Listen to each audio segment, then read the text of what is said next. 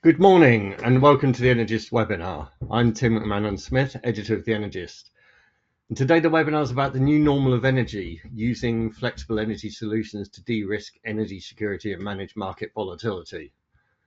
Today to discuss this, I'm joined by Alan Dunne, Managing Director UK and Ireland of Aggreko. He is leading the company's energy solutions to support across industrial sectors in this region. We're also joined by Ben Hall, Chief Strategy Officer of Cornwall Insight. Ben leads the strategic development and collaboration of Cornwall Insight's consulting work streams, specialising in policy, regulation and market development.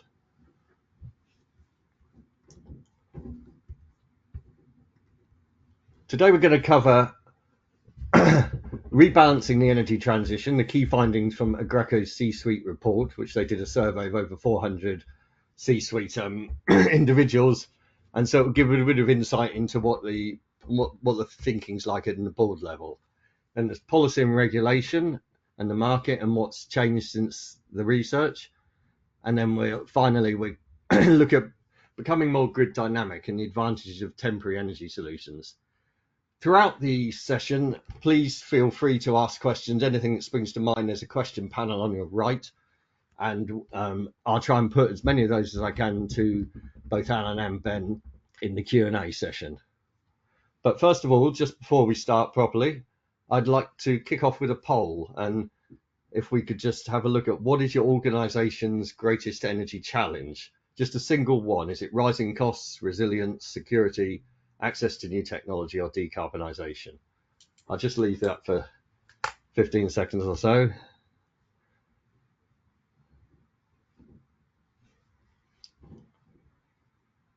Interesting. Okay, I think that's settled, yeah. So decarbonisation, interestingly, is number one, with rising costs number two. So costs are always obviously a perennial problem, but it's interesting to see decarbonisation is so high on your agendas. But third, resilience is a strong one because obviously uptime is essential. No, that's excellent. Thank you for that. Now, 2004 was a pivotal year for energy, the energy trilemma, the challenge of balancing energy security, affordability and sustainability. This was due to several converging global developments and strategic shifts. Today, there are four key points to consider. We're still in a post-crisis recalibration. According to the latest issue from the World Energy Council, the energy market is still adapting to the lingering effects of the pandemic and disruption caused by several conflicts in key regions. These events have exposed vulnerabilities in global energy supply chains and forced entire regions to rethink their energy strategies, especially around resilience and self-sufficiency. The trilemma has new dimensions. In the same report from the World Energy Council, a new framework was developed to reflect emerging opportunities and threats. For instance, energy security now includes the reliability of renewables, access to critical minerals, and resilience against cyber and physical threats. Environmental sustainability now embraces planetary health, circular economy principles, and interconnectedness of water, food, and energy systems. There have been massive investment shifts. In 2024, global energy investments surpassed $3 trillion, with two-thirds of that figure directed towards clean energy. This has marked a significant shift in capital flows, reflecting the urgency of transitioning to low-carbon systems while maintaining affordability and reliability. And lastly, we're at a crossroads, both in terms of technology and policy. Despite progress, the world remained off track to meet the 1.5 degrees centigrade climate target. This highlights the need for accelerated innovation in areas like carbon capture, direct air capture, and grid modernisation. The complexity and cost of the transition also increased, making 2024 a year of reckoning for policymakers and industry leaders. In light of this, Aggreko conducted some research last year on how companies were adjusting to these challenges. Clearly a lot has changed since then, so let's go to Alan Dunne to explain why the research was conducted and how Aggreko is responding to help their customers navigate the energy trilemma. Over to you, Alan. Oh, thanks, Tim. So look, clearly the slide you just shown, those conditions that you outlined on that slide represent a pretty significant shift. I think from the headlines, you can see it's pretty hard to plan with any certainty right now. So as a company, we always look to have up-to-date insights about market trends, customer needs, that sort of thing, and recognizing that we regularly conduct market research to gain a more complete qualitative understanding of sectors in which we operate. And that research is important for understanding pain points, as well as understanding and anticipating the full effects of changes and movements in the energy markets to us and our customers. We use it to inform product development, investment strategy, as well as development of new services like Aggreko Connect, which is a system we've got which allows customers to monitor assets when they're working in the field. So the image that you see on the screen right now is the cover of one of our latest reports, and that report examines the views of 400 top executives of leading energy-intensive companies around Europe. We conducted that research in mid 2024. So that research was done in order to gain an understanding of the perspectives and priorities of senior executives and individuals and teams operating in those businesses, to allow us to better anticipate their needs, tailor approaches, and contribute more effectively to the overall strategic direction of the sectors and customers we serve. So interestingly, from that poll that you did a couple of minutes ago, sustainability has been for some years, it's been rising in profile. It's perhaps probably been the most important factor in procurement decisions. However, we started to see that change recently with the market volatility that we've seen, bringing around new pressures and organizations prioritizing other factors. So rather than just take that anecdotal evidence that we were seeing, we wanted to verify that assessment, see was it an assumption without much supporting evidence, or was it in fact an accurate view of changing priorities. So I think you'll see over the next few slides the results of the research we've done. And we've got a large customer base across Europe, which really allows us to take a view not only in different industry sectors but also different countries.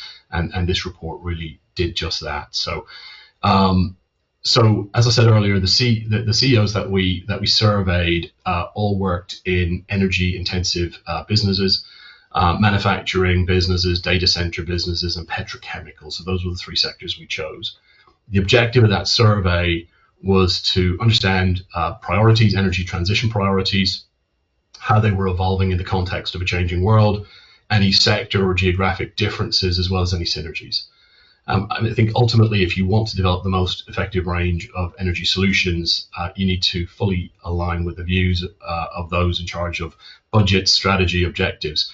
So what did we uncover? If you move us on to the next slide, please.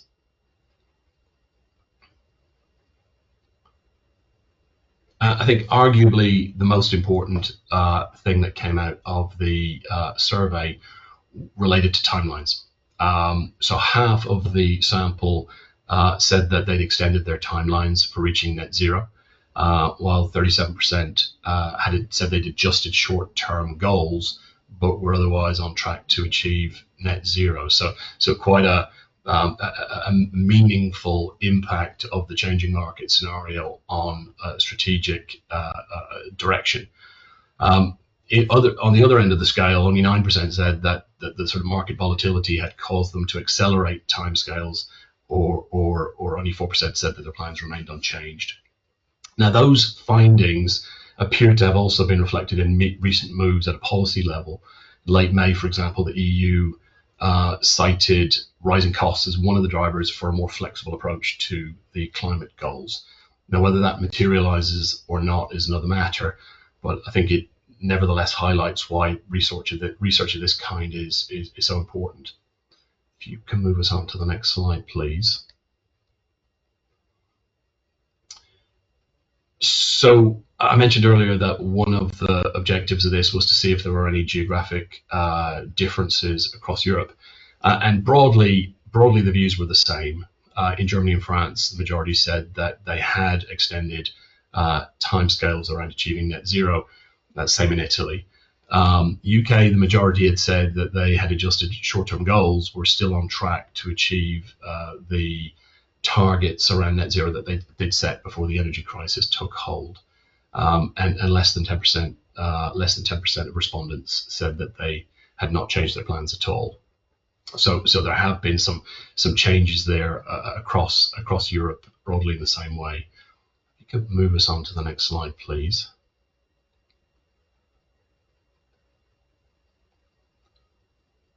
I think investment is another area where we saw sort of interesting results.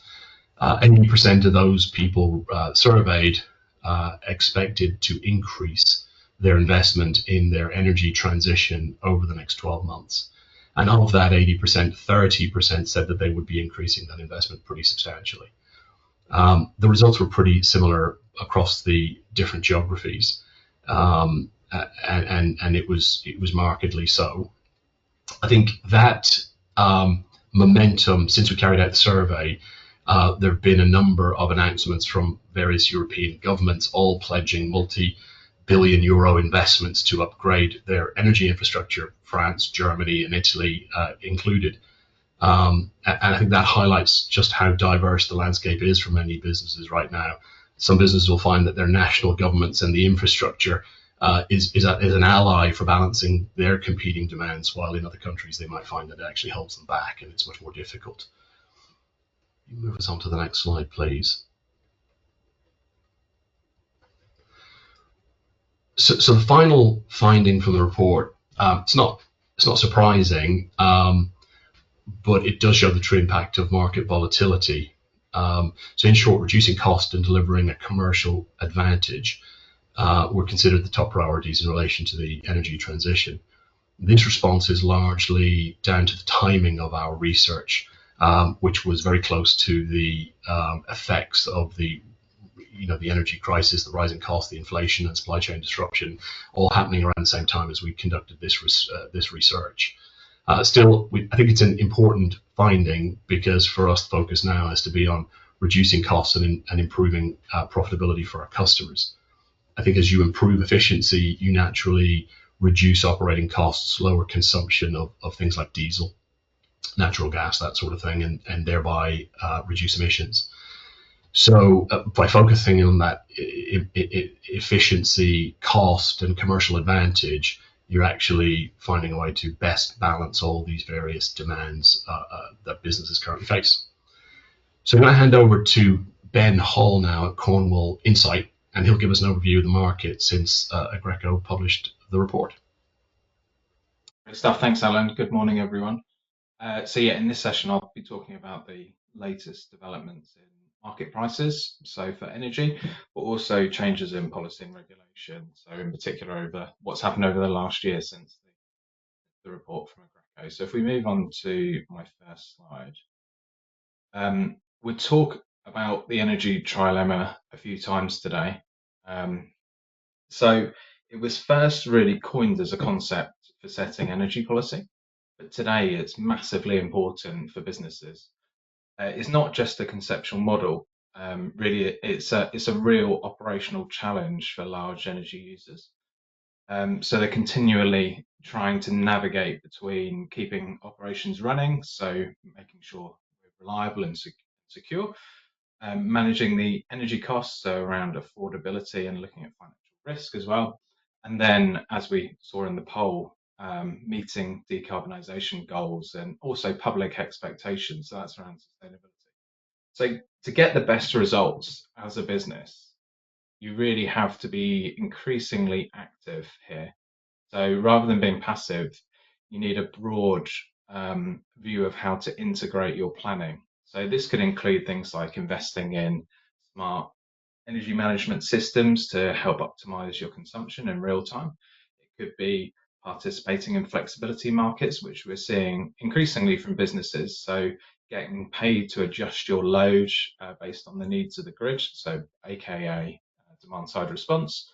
And then, as we'll talk about a lot today, is around weighing up the trade-offs between the capex of perhaps building your own generation and storage, the OPEX savings or the risk reductions over time, And then also looking at things like permanent infrastructure versus strategic temporary energy solutions, which Alan will talk about as well. Then the other thing, from my perspective, being sort of close to policy and regulation, is it's looking at the kind of regulatory pressures and incentives such as carbon reporting, how you prove the greenness of the energy you use, or auditing your energy usage. And as Alan has already explained from the results of the research, we understand that affordability is a very high-ranking challenge for businesses to manage, especially in the context of elevated energy costs at the moment. And really, this is the focus of the next couple of slides. So if we move on to the next slide, which is around power price forecasts. So essentially, one of the things that Cornwall Insight does is model the future generation and supply dynamics, and demand dynamics. So on the theme of affordability, I wanted to start by talking about current and future energy costs. So our forecasts suggest at the moment that, as you can see from the chart, power prices are going to remain relatively stable, but still significantly elevated above historical norms, so 40 to 50% above historical norms. We don't expect any major upward shifts at the moment, but of course, this can be impacted by global situations such as supply disruptions. And businesses in the UK, this is a shocking statistic, businesses in the UK pay the highest for their electricity in the whole of Europe, and they're in the top 10 most expensive in the world. I'll come on to explain why that is the case, but it's really a concerning statistic that certainly the government is trying to act upon, which I'll come on to later as well. So based on the archetype that we have here, because everyone actually pays a slightly different cost of their energy, depending on their location, depending on their usage, depending on their profile, but based on the archetype that we've used, which is a medium-sized business user, we forecast that prices will be around 18 to 19 pence per kilowatt hour over the next 10 years. And then within the chart, you can see that actually there's lots of parts to an electricity price. So there's the wholesale power price, which is the bottom dark green chunk. So that's traded half hour by half hour, changes rapidly on a daily basis, and it makes up about 50% of electricity bills at the moment. You've then got the next few chunks above that are network charges. So this is essentially the cost of connecting to and using the transmission and distribution networks. That's about 15 to 20%. You've then got a whole host of policy costs. So the cost of supporting low carbon generation on the system, ensuring security of supply, and this makes up almost a third. And the largest element is the renewables obligation. So that's the kind of grey blue, depending on your eyesight,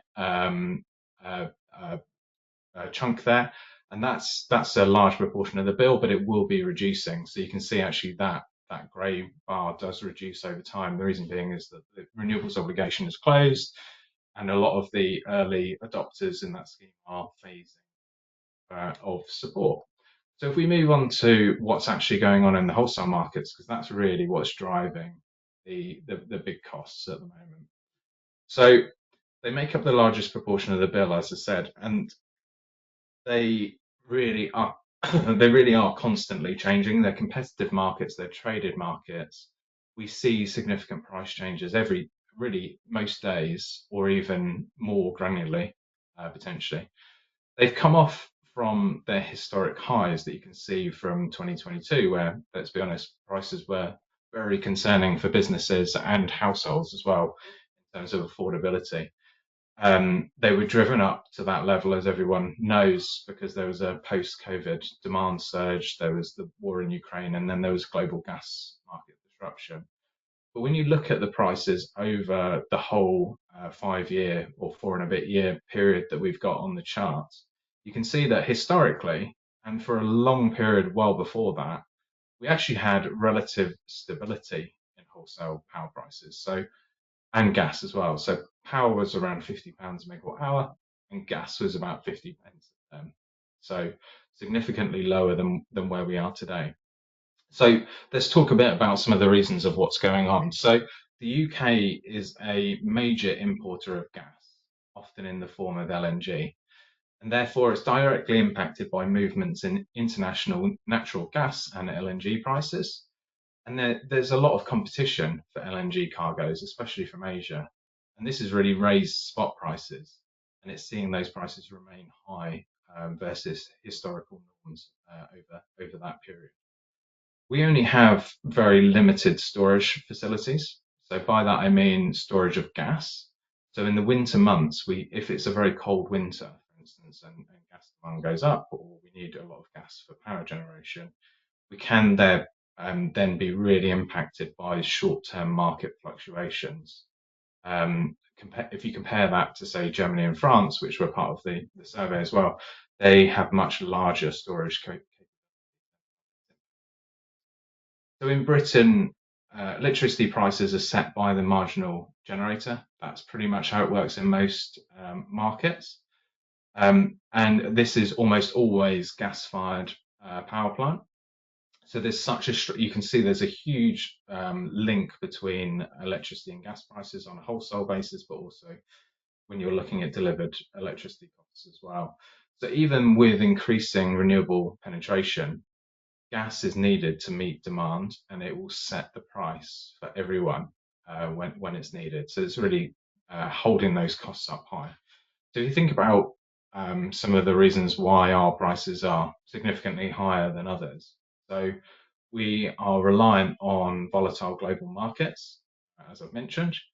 We have an electricity system which is tied to gas. So whilst gas last year was 30% of the generation mix, it actually set the price 98% of the time. We've also then got a whole host of other costs, as I mentioned on the previous slide. So we've got the costs of balancing the grid. So as we increase the amount of wind and solar on the system, there's increasing actions needed to be taken by our system operator, by National Grid, and that comes at a cost. So you will regularly see newspaper headlines. It used to be the Daily Mail, but it has actually expanded now, about turning off wind farms, for instance, and the cost of doing so. We then also have, linked to that, we have quite high infrastructure costs because we have an aging transmission network which needs investment. We then have the costs of paying gas and other types of backup plant to stay on the system. And then, as I mentioned in the previous slide, we have a whole host of policy level levies to support renewables. So especially around those early adopters that were when capex for renewables was very high. And given we're an island, we are also impacted by having relatively limited interconnection with Europe. So when we need power, we may or may not be able to get that at a good price from Europe from the interconnection that we have. We have domestic vulnerabilities as well. I mentioned the limited gas storage facilities. So there are some interventions that are taking place, and there have historically. So there's been an energy price guarantee in the past, so that goes relief. But these structural issues do remain. And if we come on to the next slide, we'll talk about some of the things that the government are doing. So on the policy and regs side of things, there's a whole host of interventions and changes for you to be aware of. Some positive on pricing, some not so positive.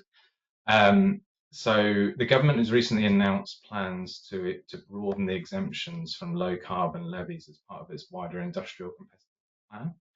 So the very largest users of electricity already have some exemptions under the energy intensive industry scheme.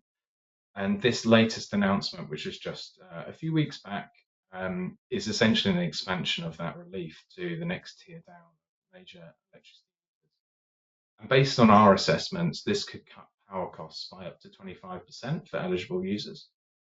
We then have the review of electricity market arrangements. So this is still underway, but there was an announcement just last week.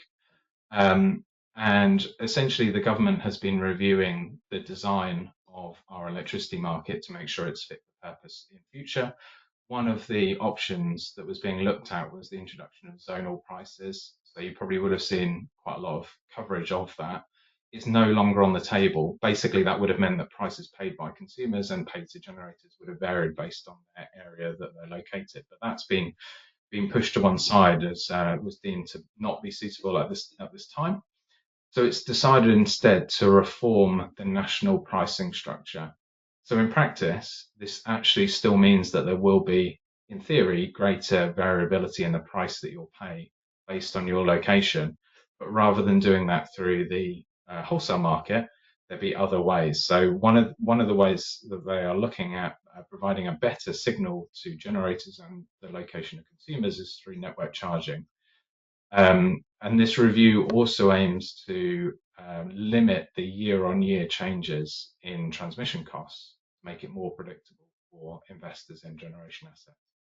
There's some work going on from the system operator to reform balancing markets, and I think this is really interesting for many people on the line, because to help with constraining off wind farms, so to limit the amount that we have to tell wind farms to turn off, the system operator is looking at getting better access to flexibility from smaller players in the market. So this could include battery storage, so standalone battery storage, but it also could include things like demand side response, so reducing consumption during peak times for businesses, as an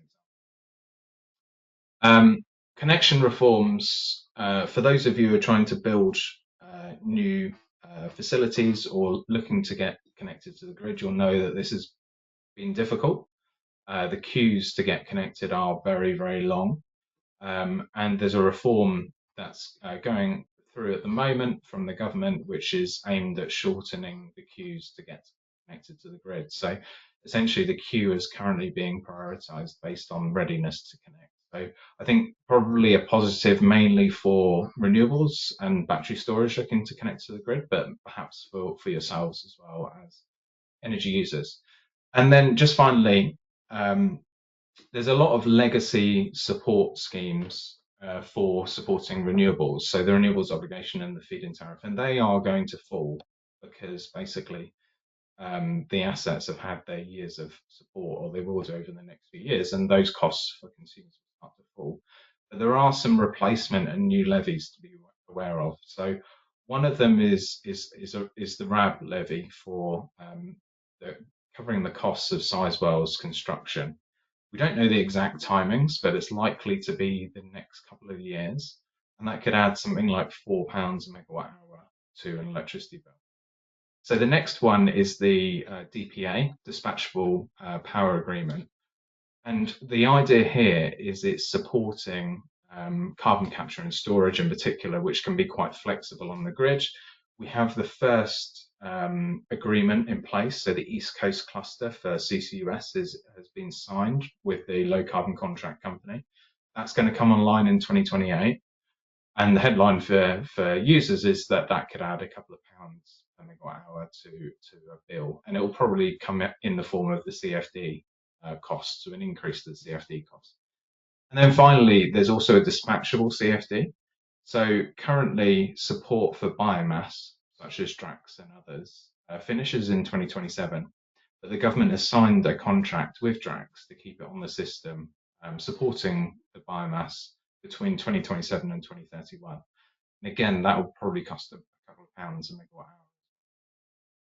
So then final slide from me before I hand back is just talking about some of the other developments that we've seen. So there's been some really interesting developments in the market. So within the context of the energy trilemma in particular, and especially with electricity costs remaining high and businesses looking to improve their security of supply, we continue to see them investing or looking at options for things like private wire generation and storage, on-site generation and storage. So many businesses are actually increasing their consumption.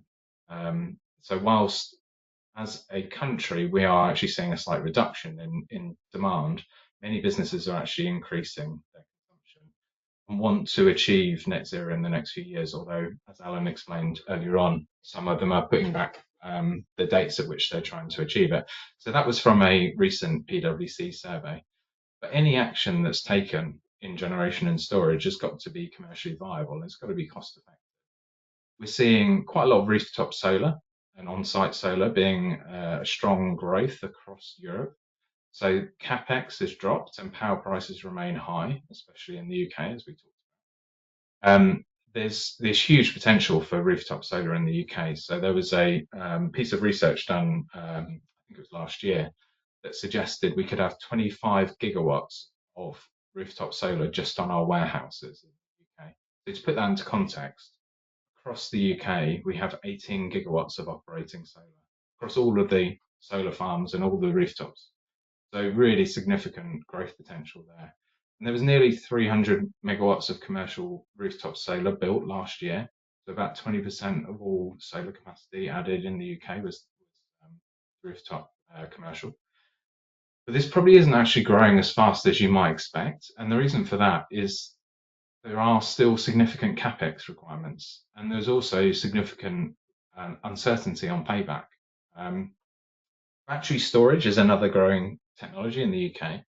So much of it has been grid scale so far, but we're now starting to see businesses implement battery storage at industrial and commercial scale as well. So this can help with security of supply, but it also can be beneficial on costs by reducing the need to import during peak times. We're seeing more and more co-location of multiple solutions, which I think Alan's going to talk about in more detail in a while. But so technologies, obviously solar and storage, but also wind, or indeed strategic temporary solutions.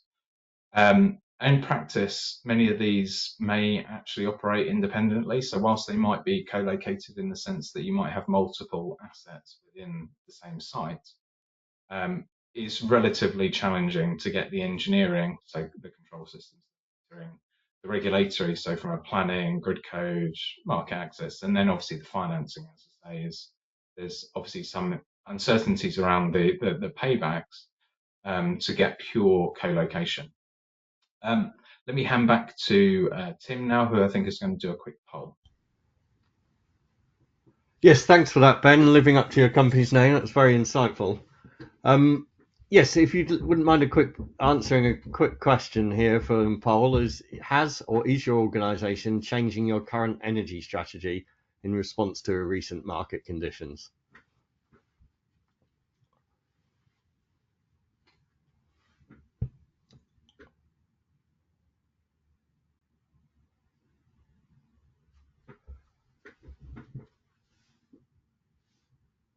It's shifting around a lot in a minute, but yeah, okay, let's call it time. It's so we have 61% of you agreeing that you have changed it, which is interesting because it's slightly lower than the Aggreko survey sort of had 96% saying they'd change, with only 4% saying they wouldn't.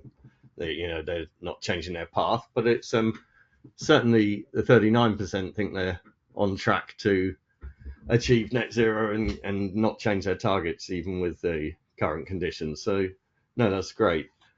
I'd like to move on now and pass back to Alan, who will explain about how energy agility has never been more important. Alan, over to you. Yeah, thanks, Tim.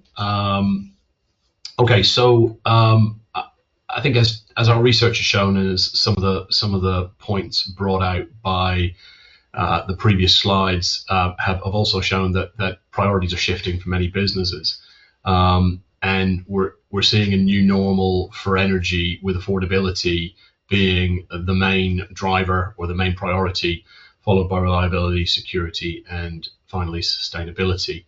As a business, Aggreko has always been conscious of these factors when developing a customer solution. I think, however, in today's market, they're more important than ever. So I'm going to move on to the next slide and just kind of give you some more detail around each of those 4 points, those 4 priorities. Temporary energy solutions, which is the bulk of what Aggreko does, it present a strong argument, in my view, for those looking to strike a balance in today's market, particularly as more efficient technologies come online, and you have to make a decision: do you lock yourself into that technology? Do you stick with what you've got? When do you do it? How much capex is involved? What are your future growth plans? There's a lot of factors to factor into that decision. With temporary energy solutions, I think we've got things like speed of response, where you can have assets online and generation in place within days or weeks. The flexibility, the scalability, the ability to access newer technologies over time as they come online without capital investment. So there's some of the key points that speak to some of the priorities. I think Aggreko is also scaling up investment and has done over the past sort of 3 or 4 years, in particular, in newer technologies like battery energy storage systems, making them commercially viable for businesses and enabling wider adoption across the sectors that need the most.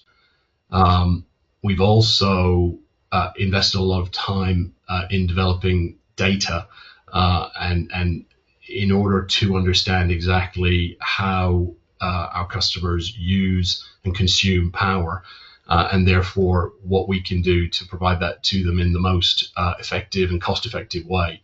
For example, hybridizing stage 5 generators with batteries can substantially reduce the size of the generators that are needed and reduce fuel and emissions. That's just an example there. We've also expanded the portfolio of solutions that we provide to support more sophisticated projects and more sophisticated needs that help businesses lock in energy costs over a much longer period. We've created and stood up a independent power provider solutions division within Aggreko, and they provide renewable energy for high energy users behind the meter, front of the meter, or even as energy as a service, using that model. So I want to take you through a few standout examples of how Aggreko is responding to that sort of new normal that I hope we've given you a picture of as we've moved through this presentation. So first of all, affordability. So a couple examples there. A recent example, one of the world's largest petrochemical producers had typically used diesel generation during their turnarounds on a variety of their sites. So we partnered with them to put in place a battery energy solution that removed and reduced the need for diesel, and just on that one project, on that one site, saved them £60,000. But also, more importantly, I think gave them the confidence that in a temporary solution for the future, and that turnaround need wasn't just a one-off, it's a regular occurrence across all of their sites. But it also, in their own mind, removed the perceived need for them to purchase an outright solution moving forward. So saved the money on the project and actually allowed them to rely on a temporary solution moving forward. We also have in our IPP solutions team multiple examples where we've built multi-megawatt solar parks, but also rooftop and carports where we're providing this renewable power either on site or to nearby businesses by private wire on a 15 to 20 year PPA type agreement. So it gives those businesses access to supplementary power at an affordable cost, allowing them to grow rapidly and have an alternative to the grid, as well as deliver on their sustainability objectives.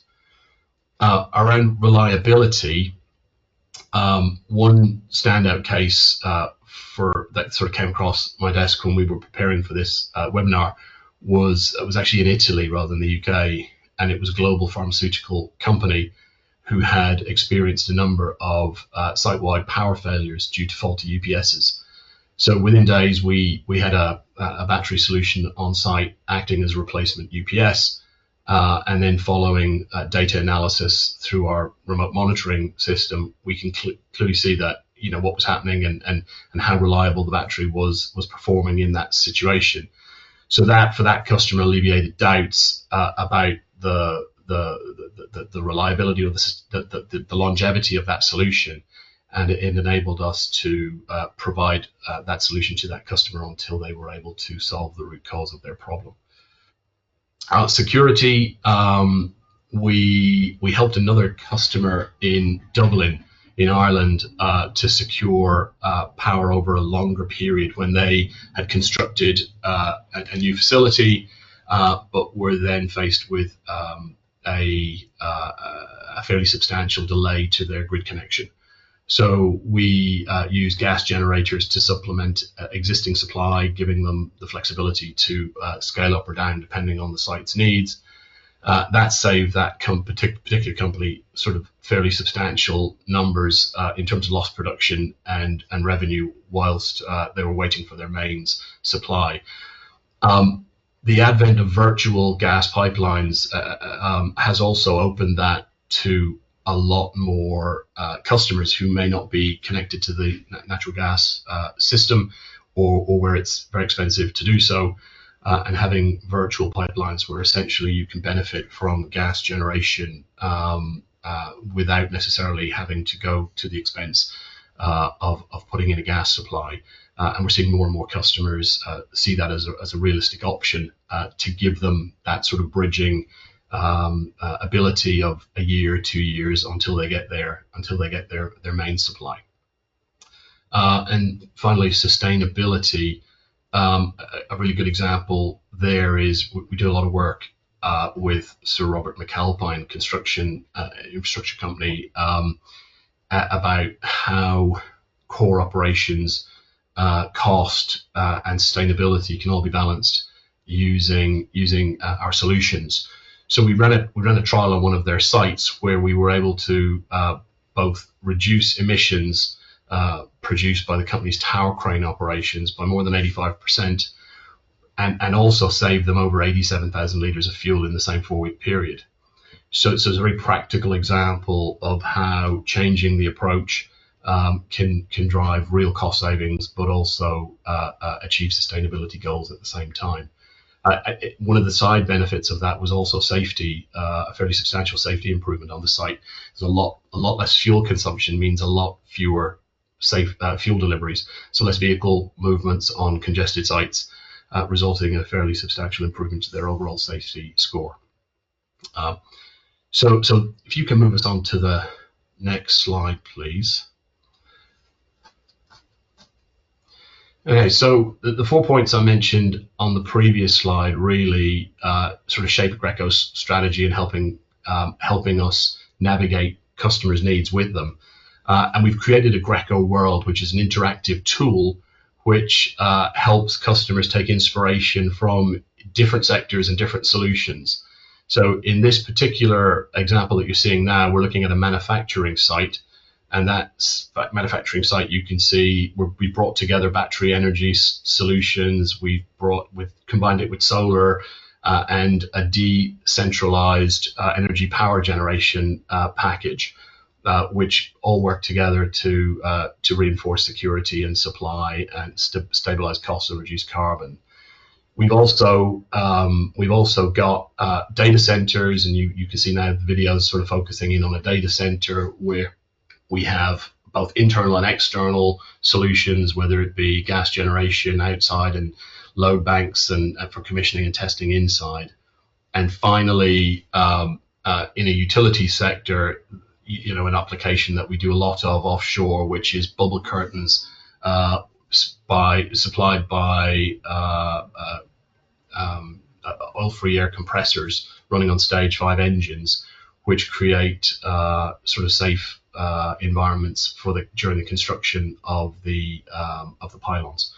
So that Aggreko World, I think the videos ran a bit faster than I was expecting there, but that Aggreko World is one of the resources that you can find on our website, and it's a really interesting way of navigating through various sectors, drawing inspiration, I suppose, from some of the solutions that are effective in various sectors, but that could also apply to other sectors. And if you go on our website and navigate to the resources section, you'll find the link. It's really quite interesting, and you can have a browse around there and a play with it, and it'll help you sort of bring to life some of the solutions that I've gone through on this webinar. If you can just move on to the last slide, please. I think while you're on that Aggreko website, you will have access to, the C-suite research report that I've been through with you this morning, the Aggreko World, which I've just mentioned. You can also learn about the Aggreko Connect platform, and also see our best applications guide, which will give you more details on the role of battery energy storage in sustainability, in cost, in reliability, and some of those priorities that we talked about earlier. So that's me. So Tim, I'm available for any questions. Yes, we'll welcome Ben back as well. But just with regard to resources and so on, the slides will be available and the recording after it if you wish to investigate further, so you can have a copy of what Ben and Alan have presented here. So actually just kick off straight into a question we've got here. It's possibly for Ben this more, but it's do you ever see the UK moving away from marginal pricing framework? Could this reduce energy bills to become less reliant on gas? Yeah, it's a good question. It is currently being discussed, and the pros and cons are being weighed up. So there's a number of ways that we can do this. So one of them is the expansion of the CFD scheme. So as we move more and more renewables projects onto CFDs, then that really moves them away from the wholesale market. So that's one. I think the more radical one is splitting the wholesale market. And that was proposed under the review of electricity market arrangements. And I think it is, although it's not been directly focused on at the moment, I think there's quite a lot of political risk there. So sudden changes to the way that the market is designed could undermine future investment in, let's say, renewables. There is also the grid and market complexity, the investor confidence side of things. So I think it's still, so I think Ed Miliband is actually still looking at this. He is, I think, in favour of looking at decoupling different designs, but he's ruled out the more radical changes for now. So I think it's likely that it's going to continue to be looked at, but quite gradually, I think is the answer. And in theory, it could reduce costs for consumers, especially in certain areas.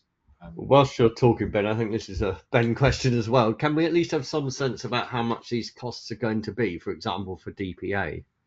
Yeah, I think I did. I think I did mention in that part of the presentation, but essentially our latest forecast for the RAB, so for the nuclear, is £4 to £5 a megawatt hour. The DPA is around £2 a megawatt hour, and then the dispatchable CFD is about £2 a megawatt hour as well. So we're looking at maybe something like £8 or £9 a megawatt hour in total. But we've got to remember that at the same time, the other costs of supporting renewables on the system will reduce. So we're not talking about an instant raise of £9 a megawatt hour. It's really a replacement of some of those costs. Okay, so do get your questions coming. Keep your questions coming in.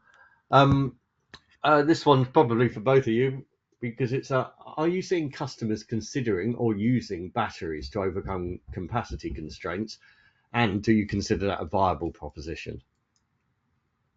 Maybe I'll go at that one first. Realistically, at this point, it depends. I suppose the answer is it depends. If it's for things such as EV charging on site, so to provide additional capacity on a site to support EV charging, then absolutely. And we've seen quite a number of those ourselves. But if it's significant capacity, I just don't think the technology is necessarily there yet at the rate it would need to be a sort of a widespread solution. But absolutely around the EV charging and providing a means of moving away from more expensive or less sustainable fuel sources, then for sure. And Ben, do we see a trajectory of battery pricing coming down? as in storage Yeah, price? in terms of capex, I think we do. I think there's been quite big reductions in the last few years, but It's going over to the longer continue. run, we'd expect that to continue. Okay. Um, Alan, could you share an example of how data insights have led to a more efficient energy setup for a customer? As in what you've actually done with these insights. Yeah, I mean, largely it revolves around. We have a lot of customers who feel they know exactly what they want and what they need, and they'll approach us and say, I want this or I want that. And often when we deploy what's requested, when we then sort of monitor how that's performing with our Aggreko Connect service, we find actually it's way overspec, and that it's much larger than what they actually need, and they're actually overpaying, and they're probably being not very sustainable with that solution. So I've got hundreds of examples of where we've seen that and where we've approached customers and said, actually, you would be better off with this. It's cheaper, it's more sustainable, and it'll probably be more reliable because you're going to operate that asset at a much higher level of demand. So it's the sort of thing that happens, most weeks here that we'll see it. So invariably now we've kind of changed the approach. When somebody comes to us and says, "This is what I want," we'll engage in a much deeper conversation with them around what you actually need and how can we prove that before we actually go and deliver something to you that we then find is just too big. Okay. Ben, probably Ben, with regards to decoupling from marginal pricing, a great deal of power is consumed on the basis of power purchase agreements with pre-agreed prices.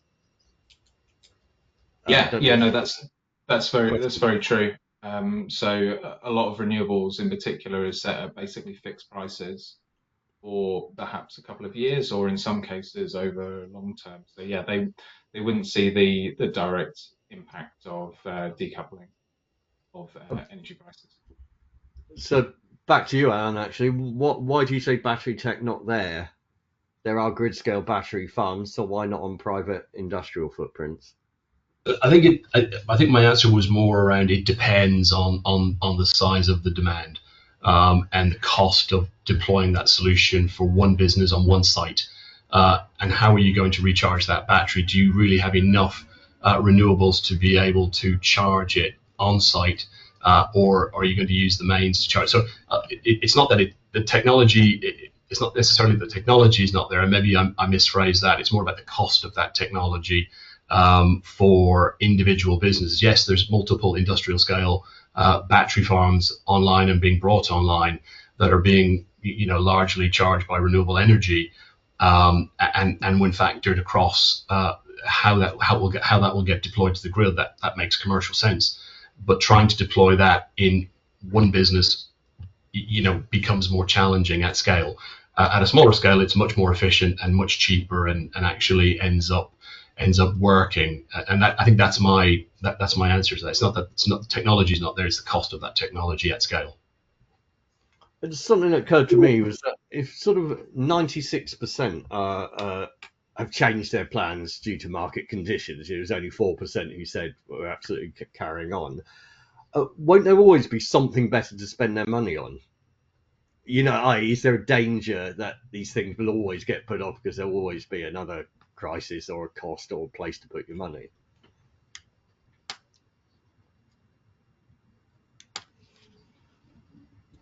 Sorry, was that for me, Tim? Yeah, it was actually. Yes, sorry, Alan. Sorry. I missed that. I was reading some of the questions. Yeah, with 96% changing their plans because of market conditions, won't there always be some market conditions or crisis or something to divert their money, i.e. never get round to actually investing in these bigger projects? I suppose so. I suppose so. It's one of those situations where, let me give you an example. One of the groups that we're engaging with more so now than we've ever engaged with before is sustainability managers within businesses, and I think they're starting to provide a lot of impetus within organizations to make changes to their energy mix, their energy strategy, in order to drive change. So I'm not sure if that answers the question, but we are seeing an quite a substantial number of sustainability managers be part of procurement panels, engaging with us directly for ideas and inspiration about how they might drive change in their own businesses, and the range of options that are available to them, whether they're long term or shorter term. Well, it was interesting today, the first poll, decarbonisation did win out as the number one concern. Yeah. Given that carbon capture and storage is an unproven and somewhat dubious technology, do you have the view as to why the government is investing billions in it and passing these costs on to end users? Would this money not be better spent on